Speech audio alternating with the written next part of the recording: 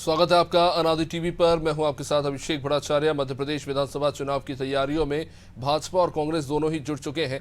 इतना ही नहीं, इन तैयारियों को अब धार देने दोनों दलों ने कई अपनी योजनाएं शुरू कर दी हैं। सोमवार को पीसीसी चीफ कमलनाथ के बंगले पर कांग्रेस पॉलिटिकल अफेयर्स कमेटी की बैठक बुलाई गई। इस बैठक में कांग्रेस के राष्ट्रीय महासचिव केसी वेणुगोपाल, प्रदेश अध्यक्ष कमलनाथ समेत कई वरिष्ठ नेता पहुंचे थे। इस बैठक में विधानसभा चुनाव के उम्मीदवारों के नामों पर तो चर्चा हुई ही, साथ ही उन 66 सीटों पर भी रणनीति बनाई गई जो लंबे समय से कांग्रेस हारती आ रही है। वहीं अगर बात करें बीजेपी की, तो बीजेपी कोर कमेटी की बैठक मंगलवार को प्रदेश बीजेपी कार्यालय में होने जा रही है। इस बैठक में बीजेपी के राष्ट्रीय सह संगठन महामंत्री शिव प्रकाश, अजय जामवाल, सीएम शिवराज सिंह चौहान से लेकर केंद्रीय मंत्री ज्योतिरादित्य सिंधिया, नरेंद्र सिंह तोमर समेत तमाम नेता मौजूद रहेंगे। कोर कमेटी की बैठक के बाद मंत्रियों विधायकों की एक अर्जेंट मीटिंग भी बुलाई गई है, जिसमें संगठन की ओर से मंत्रियों और विधायकों को दिए गए टास्क का रिव्यू भी किया जाएगा। चलिए, इस पर विस्तार से जानकारी के लिए हमारे साथ इस वक्त हमारे ब्यूरो हेड ब्रिजेश चौक से जुड़े हुए, उनसे बातचीत करेंगे। ब्रिजेश जी, दोनों ही राजनीतिक दल अपनी अपनी तैयारियों में जुटे हुए हैं। खासतौर से कांग्रेस पिछले चुनाव में जिन 66 सीटों पर हार गई थी, अब उनको लेकर अलग से रणनीति बनाई जा रही है। किस तरह से देख रहे हैं आप? देखिए, अभी तक चुनावी साल है और हम देख रहे हैं कि दोनों ही दल पूरी ताकत से मैदान में उतरे हुए हैं, क्योंकि इस बार कांटे का मुकाबला माना जा रहा है। और दिग्विजय सिंह ने पूरी 66 सीटें जिन पर कांग्रेस लंबे समय से जीत नहीं पाई है, उनका दौरा करने के बाद बाकायदा एक सूची बनाई है, एक लिस्ट बनाई है, जिसमें कि वहां पे कौन कौन दमदार दावेदार हो सकते हैं जो जीत सकते हैं। जो रणनीति कभी बीजेपी बनाती रही है हारी हुई सीटों पर, उसी फार्मूले पर इस बार हमने देखा है कि कांग्रेस काम कर रही है। 66 सीटें मध्य प्रदेश की ऐसी हैं जहां लगातार बीजेपी जीतती रही है और कांग्रेस को वहां पे जीतने की संभावना जो धूमिल हो चुकी थी, एक तरह से उन्होंने वाकओवर दे रखा था।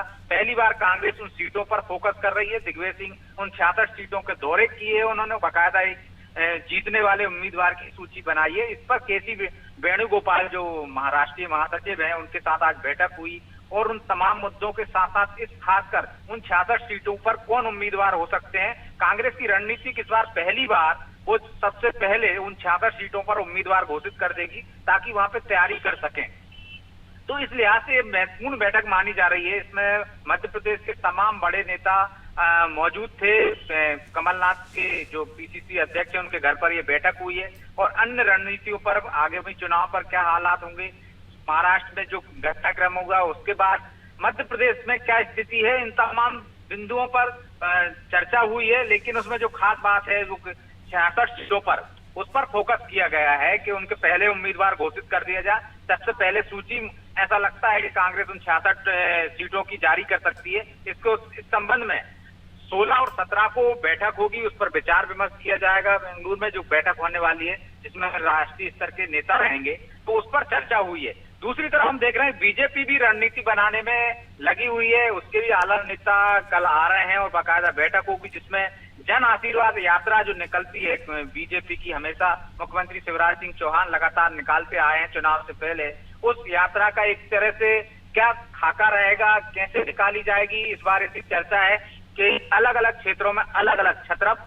यात्रा निकालेंगे। जो बड़ी रैलियां होंगी उसमें मुख्यमंत्री शिवराज सिंह चौहान मौजूद रहेंगे। सिंधिया, कैलाश विजयवर्गीय और शिवराज सिंह चौहान अलग अलग क्षेत्रों में यात्रा निकालने का ऐसा विचार हुआ था। उस पर फाइनल डिस्कशन होगा कल कि एक ही यात्रा निकाली जाए, अलग अलग क्षेत्रीय नेताओं की यात्राएं निकाली जाए, जिनमें बड़ी रैलियों में मुख्यमंत्री शिवराज सिंह चौहान शामिल होगा, या शिवराज सिंह चौहान ही पूरे मध्य प्रदेश में जैसे कि पहले निकालते आए हैं वो यात्राएं निकाली जाए। इसके साथ साथ ही चुनावी रणनीति पर भी विचार होगा। जो मंत्रियों को टास्क दिया गया था, उस पर भी उनसे उसकी समीक्षा की जाएगी, उस पर बात की जाएगी। जो संगठन को काम दिए गए थे चुनाव के हिसाब से, जो अनुशासनिक संगठनों को काम दिए गए थे, उस पर भी चर्चा होगी कि चुनाव में आगे की रणनीति क्या रहेगी और जो काम अभी दिया था, जो टास्क दिया था, वो पूरा हुआ है या नहीं हुआ है, उस पर फीडबैक लिया जाएगा। उस हिसाब से अगली रणनीति बनेगी। अभिषेक, बहुत बहुत शुक्रिया ब्रिजेश जी। तो जाहिर तौर पर दोनों ही राजनीतिक दल अपनी अपनी रणनीतियों पर जुटे हुए हैं।